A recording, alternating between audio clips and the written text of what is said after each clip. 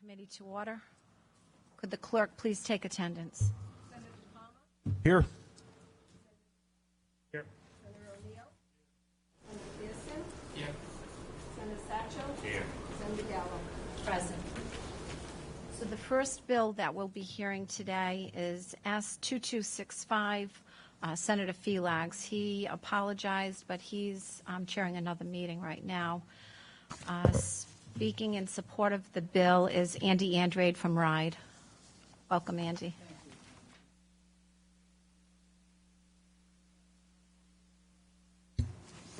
Button up. We do support the intent of the legislation. It raises awareness of a very important health issue, as you know. It calls for us and DOH to send guideline materials to the field. Whenever there's a bill that deals with athletics and training, what I do is I call the Rhode Island Interscholastic League, and I talked to Tom Mezzanotte about this bill. One of the things that he told me that I didn't realize is that, first of all, they've done a lot of training in this area and PD for coaches. But one of the things that he mentioned also was that their form, when a student fills out a form through their physician, there's several questions about anything to do with the cardiac and the heart. So obviously they flag that, and the districts pay much more attention to it. So I think that there's some good things in place already. We certainly can disseminate information through our website as suggested. Again, I think the Interscholastic League has done a good deal of training on this. One thing in the bill that it does talk about taking a class on the second page, Chair, and it doesn't say. It doesn't, the way I read it, it doesn't say who would administer that. We wouldn't. I mean, I would assume that they would do that, but we certainly don't have the capability to do that. But it's a good idea. I think we need to kind of drill down and see how that would be carried out. But for the most part, the legislation is a good piece of legislation, and we support it. Are there any questions for this witness? One last thing. Senator Algiere's bill was another athletic training bill, and so it's my understanding that the Interscholastic League did send a letter to Senator Algiere with their comments on that. So I'm going to defer to their expertise on that particular bill. Okay. Okay. We'll be hearing that bill next. Exactly. Did anybody have any questions? Can I have a motion? To hold. Motion to hold 2265, and it's been seconded. All those in favor? Aye. Aye. Any nays? Thank you. The next bill is Senator Algiere S 2336. And Tim Duffy, speaking, it doesn't say whether you support or oppose. Just some comments on the bill. I know it was introduced by request, and I talked to Senator Algiere and to Tom Mezzanotte at the Interscholastic League. The League, obviously we're not going to oppose things that would protect student athletes in the field. But having said that, there are just a couple of points. One, it applies to softball players. It doesn't apply to baseball players, so I'm not quite sure. That was my concern, too. Why just the girls and not the guys? Why softball and not baseball? Why the ball not goes softball faster. and not baseball? Why first and third base and not the shortstop? I think I have lots of questions. Well, I think the concern is that there is probably a greater propensity for ball players playing first and third and pitcher to see hard line drives come back than it would be at shortstop or second base or outfield or catcher for that matter. But having said that, the Interscholastic League, there's nothing, the rules and regulations that they have adopted, which are national guidelines, doesn't prohibit anyone at any position in either baseball or softball from wearing the protective gear. This difference in this would mandate it. And that's what their concern is that we get into mandating at that level. I'm just supposing, I haven't talked to Senator Algiere other than him telling me that he put it in by request, that there was probably an incident with someone, a daughter that plays softball, maybe a concussion incident, and that's why they drafted the bill the way they drafted it. But the chair is absolutely right. It leaves half the spring sports teams out of the mix. So we're kind of opposed to mandates, but we're not opposed to protecting student athletes. That's why I didn't say oppose or support. Good. Thank you so much. Are there any questions for Tim Duffy? Thank you. Next to speak against the bill is Steve Brown from ACLU.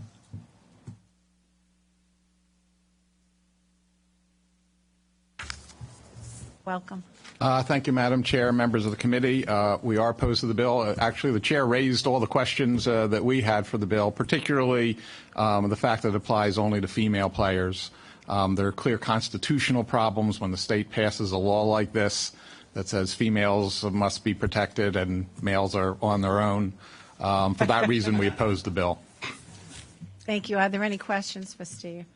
Thank you. Do you have a motion to hold? So moved. Motion to hold, and it's been seconded. All those in favor? Aye. Any nays? 2336 is held. Yes. That can be recorded in the affirmative on the... Absolutely. The clerk, please note that he should be voted affirmative in the bill that he missed.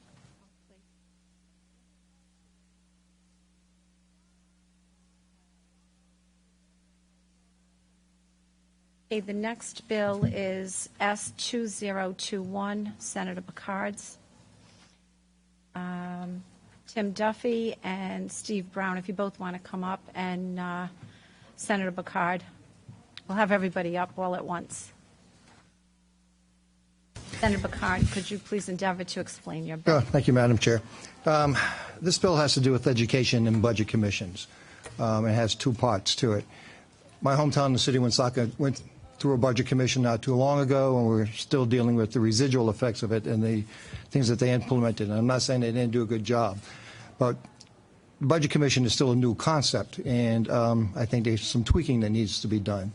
For instance, the first part of that bill has to do with the appointees by the state on a budget commission. Typically, a budget commission has 3 appointees by the state. Then you have the mayor and the city council president. Nobody's there from the education committee whatsoever. Nobody's appointed from the state who may have an educational background, understanding education, I should say. In most of our communities, our educational budget is the biggest piece of the budget that we have. So putting people on a budget commission who may not understand the intricacies of financing for education, the intricacies of staffing, especially for special ed, can become problematic. And I just think there should be some experience on the Budget Commission, at least understanding that, because they have the right to override school committees and their opinions. And to me, that's just an issue. So I was hoping to address that so future Budget Commissions will have a little bit more knowledge to them. The second part of the bill has to do with superintendents. Now, I'll make this statement first. I don't think Budget Commission should have the right for personnel decisions whatsoever. That being said, and I can just talk from experience, my school committee at that time wanted to rehire the superintendent. The Budget Commission did not want that person. Said they had somebody else in mind, put an interim in, the interim left, put another person in who was supposed to take the job. They left, offered it to another position who declined it. It just left my school in total disarray for a very long period of time, where if the school committee had the right to hire and fire who they wish to do, there would be some control and somebody at the helm keeping our school department at least heading in a direction. To that extent, I just wanted to take that power away from the Budget Commission. That's the essence of the bill, Madam Chair, and if there's any questions, I'd be happy to answer them.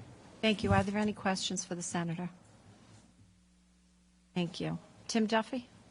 Thank you, Madam Chair. We agree with the position. I represent the Rhode Island Association of School Committees.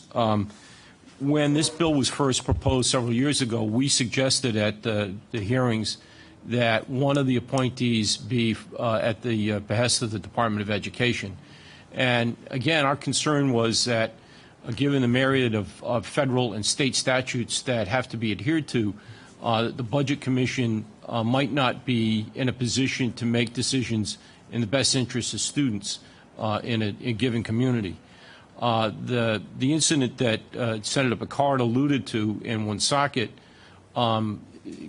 raises another troubling part of what this commission's authority has and what they can do. It's not just the superintendent. Senior administrative staff, building principals aren't part of collective bargaining, and they basically are employed on a contract from a 3-year period to 3-year period. If a budget commission, for whatever reason, elects not to renew a contract, when that happens at the school systems level, it's usually because there are issues around performance of that school or that particular administrator. And that administrator has certain protections in terms of having a hearing. If a budget commission can invalidate that, and the other part of the troubling part of this is they operated as something of a star chamber.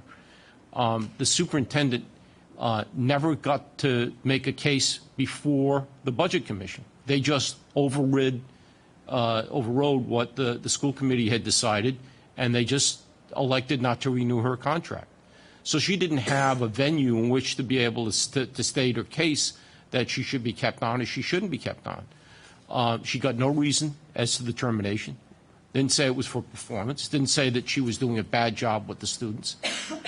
And quite honestly, to be able to go into an executive session and not have to report out their minutes or their findings is something that I think is a little frightening as it applies to local government, not just to school departments. I mean, they could conceivably terminate department-level directors in the municipality with no cause and no reason, or elect not to renew their contracts.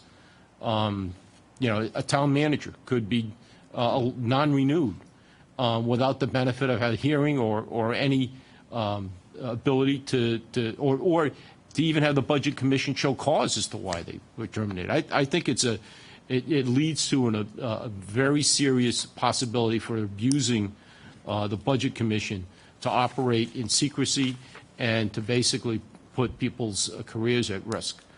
That's why we're supporting this legislation. Thank you. Are there any questions for Tim?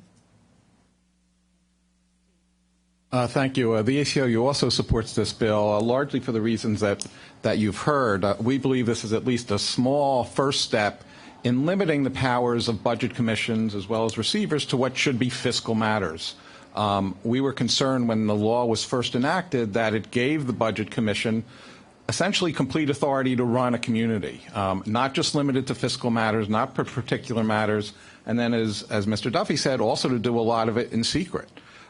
We think that this is an important step in restoring democracy to municipalities that are subject to budget commissions to have at least some say in matters that aren't directly fiscal matters that they should be able to control. And so we hope the committee will give favorable consideration to it.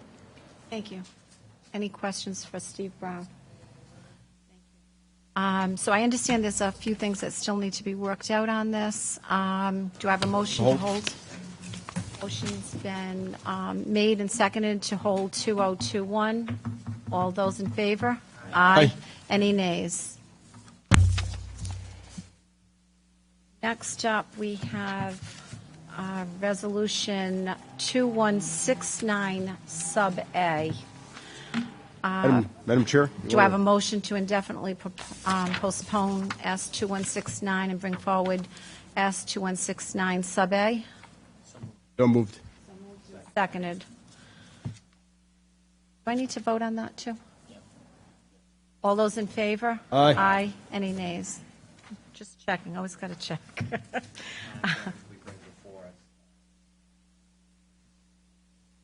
Thank you. Second.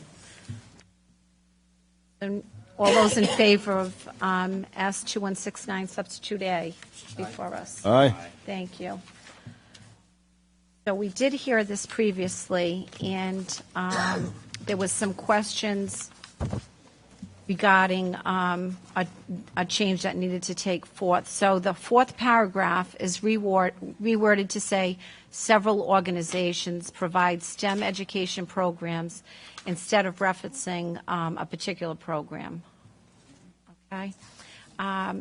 This resolution is part of the Senate's Green Jobs Initiative. The purpose is to connect students from K through 12 through higher education into green jobs in Rhode Island. With many students interested in topics like climate change, recycling, repurposing, organic gardening, and preventing environmental hazards, this is a great time to use this interest to combine with art and design elements to engage our students. The resolution asks the Board of Education to help expand the STEAM programs in our elementary and secondary education schools, and to ask CCRI, RIC, and URI to partner with green businesses where there is a job demand and job growth. Finally, we want to encourage our higher education institutions to develop or adapt some degree programs that will prepare students for jobs that may need to consider climate change, sustainability, and the environment. I think technicians who help install solar panels, installing solar panels, architects designing green buildings, to organic farmers, to engineers. Many jobs today have a green component to them, and we need to make sure that the students are prepared for those jobs. So with that said, I did not see anybody speaking on this. Did anybody in the audience want to speak on this? Okay. We're all set then. Do you Motion have to a approve. motion? Motion has been moved and seconded. All those in favor? Aye. Any nays? Motion to adjourn. So moved, seconded. Thank you very much. Adjourned.